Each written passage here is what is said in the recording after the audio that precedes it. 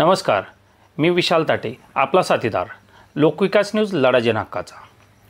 अहिल्यानगर व धाराशिव जिल्ह्यातील मुसळधार पावसामुळे सोलापूर जिल्ह्यातील सीना नदीला महापूर आलेला आहे।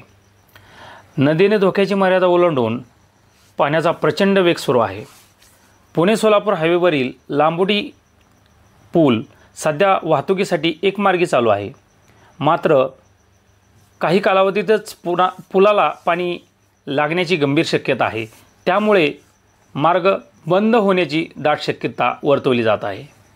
या महापुरामुळे नदीकाठच्या अनेक गावांचा संपर्क तुटलेला आहे। शेतकऱ्यांचे अतोनात हाल सुरू आहेत। शेतमाल हा पाण्याखाली आहे। जनावरांना वाचवण्यासाठी शेतकऱ्यांची धडपड चालू आहे। चारा पाण्यातून वाट काढत नेताना शेतकऱ्याची खिन्नता दिसून येत आहे। हे चित्र हृदय पिळवटून टाकणारे आहे।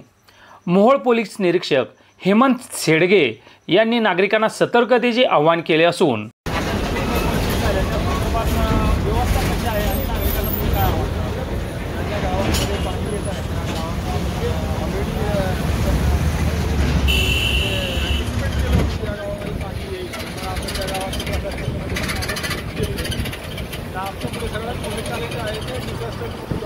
बरीच लोक पाणी किती वाढलं आहे आणि तिथे जाऊन सेल्फी काढण्यासाठी आणि आता पुलाच्या ठिकाणी पॉईंटवर पाहण्यासाठी गर्दी करत आहे, तर ते हँडल करणं चॅलेंज आहे आणि ते आम्ही करत आहोत।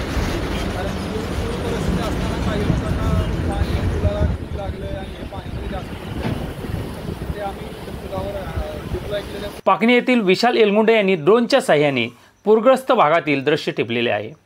दिवसभर कॅमेरामागे रुक्मांगद गुंड यांनी विशेष सहकार्य केले।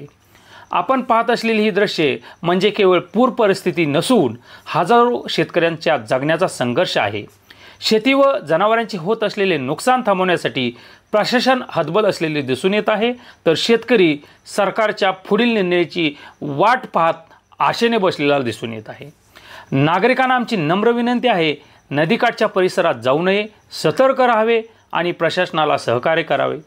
लोकांच्या हक्कासाठी, शेतकऱ्यांच्या लढ्यासाठी लोकविकास न्यूज सदैव सज्ज आहे। मी विशाल ताटे, लोकविकास न्यूज लढा जनहक्काचा।